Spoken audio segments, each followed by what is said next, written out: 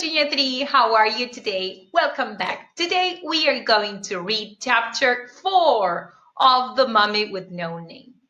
Let's start. Well, the title of this chapter is Oh, Petunia. Right at that moment, my cell phone rang. Hello, this is Stilton, Geronimo Stilton, I said. A sweet voice answered on the other end. Hi, G, it squeaked.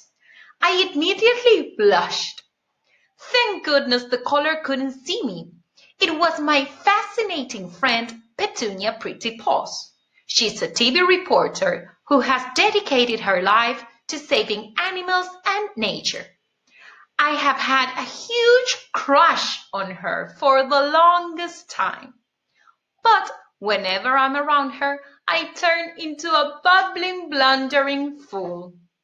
I just wanted to check on my favorite niece. Petunia squeaked into the phone.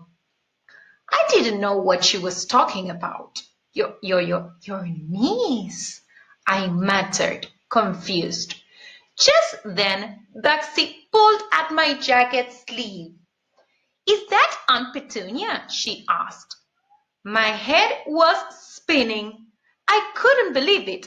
How could such a beautiful, gentle, sweet mouse like Petunia have such a jumpy, loud, annoying niece like Bugsy?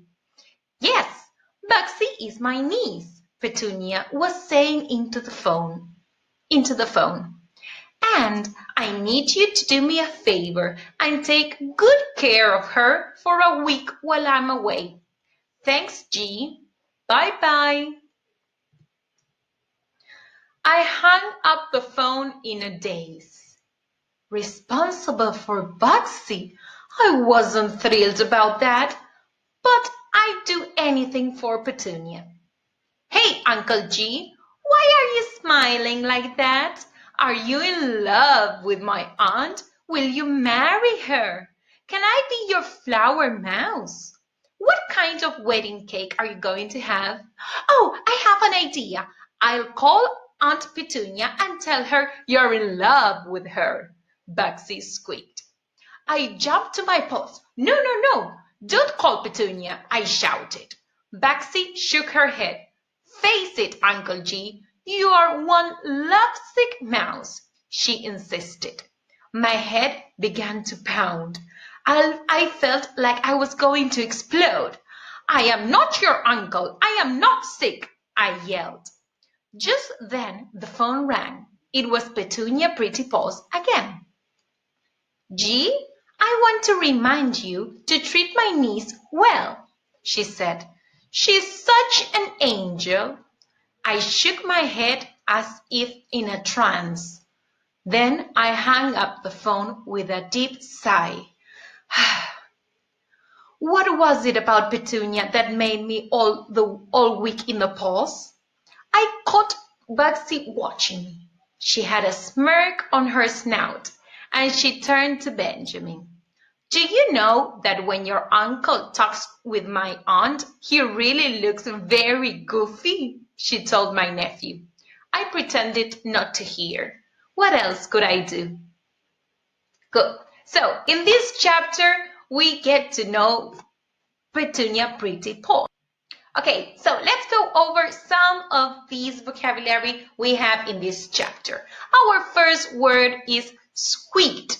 Remember that to squeak is to make a sound, is the sound that mice make, like a little sharp noise. I immediately blushed, like when you don't want to say something or when you say, oh, they caught me, you blush. Then we have this word that is quite similar to the one in Spanish, like my fascinating friend, my great friend, my very interesting friend, Petunia Prettypaws. Then this one, we've already checked on this word, crush. Remember that to have a crush on somebody, it means that you like somebody or that you are in love with that person. And here he says that he turns, whenever he sees Petunia, he turns into a bubbling, blundering fool. Like he starts making silly things. Like here, can you see his picture here? And he's just like confused and nervous, and all of a sudden, oh, he's very in love. To matter, your niece. I mattered, confused. It's to matter is when you speak quietly or in a low voice because you're confused. You cannot understand what they're telling you. Like, what? Your niece? And you talk very low like this. Okay, next one, sleeve. Just then, Baxi pulled at my jacket sleeve. The sleeve is this part of a jacket or of a sweater, of anything. This is sleeves, okay? My head was spinning, turning around like this little top over here. My head was spinning. Do you think his head was actually spinning? Not really. He felt like his head was spinning. Good. Gentle. Oh, to be gentle is to be calm and kind and soft. I think it's like all the opposite to Bugsy Wugsy. As Geronimo says, how could such a beautiful, gentle, sweet mouse like Petunia have such a jumpy, loud, annoying niece like Bugsy? And let's take a look at this word, annoying. Oh, there's something that annoys you or you are doing something annoying, okay? For example, in this picture over here that we have the little boy making some noise and the girl making like this, he's very annoying. Okay, let's go to second page. Here we have some of these words. Maybe I move myself aside here. I hung up the phone in a daze, like, I cannot believe it. I'm astonished. I cannot believe it. I wasn't thrilled. To be thrilled is like to be excited, surprised, like, yay, we are going to do it. And he wasn't thrilled, like, he didn't like being responsible for Bugsy, but he did it anyway. And here when Bugsy Wugsy starts asking Geronimo, are you in love with my aunt? Can I be your flower mouse? Well, what she really means here is, can I be your flower girl? When you have a bride and a groom and they get married, there's always some little girls or boys that carry some flowers and they throw them on the floor, like here in this little picture. These are the flower girls, and in this case, as they are mice, she said, can I be your flower mouse? Good. Next one. Face it, Uncle G. You are one lovesick mouse. Like, face it, admit it. Come on, you have to say it. Face it. That is what face it means. My head began to pound, like he felt his head making like this. Like, for example, when you have a strong headache, that you feel that your head pounds, that is to pound. Good. I shook my head as if in a trance, like, as if he was hypnotized, you know? He said, yes, Petunia, pretty paws, I love you. I will do everything you need me to do. And here, when he says, it made me all weak in the paws, it's like, I would do anything for Petunia. Okay, here we have Bugsy Wugsy looking at him with a smirk on her snout, like a silly smile, and on her snout. Remember, the snout is their mouth.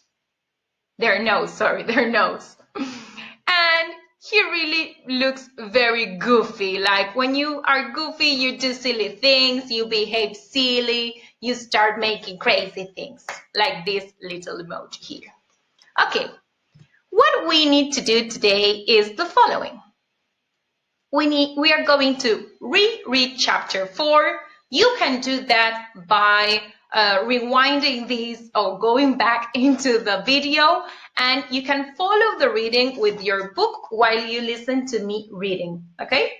And then you're going to create a sentence showing the meaning of the word. You don't need to look for these words in the dictionary, okay? You have to do it with your own words. You can create sentences showing what these words mean. For example, you can start with there is, there are, I can see, this is, the boy, the girl, okay? You create the sentences as you like. And here we have got fascinating, full, beautiful, gentle, jumpy, annoying, and goofy. These are all the words I explained before. And then our second activity for today is something that you already know how to do it. Unscramble the question. You have to put the question in order, and then you need to answer that question, okay? Before, what we only did was to unscramble the question, and that was it. Well, now we are going to answer to that question, okay? So if you have any doubt or any suggestion, just send us a message, and whenever you're done, you send us your work and we'll correct it. Well, see you around. Bye-bye.